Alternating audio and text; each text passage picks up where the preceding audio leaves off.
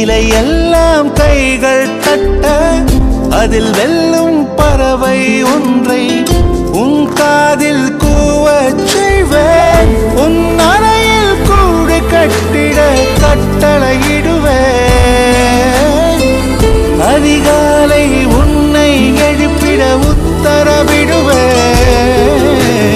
ஏனென்றால் உன் பிறந்த நாள்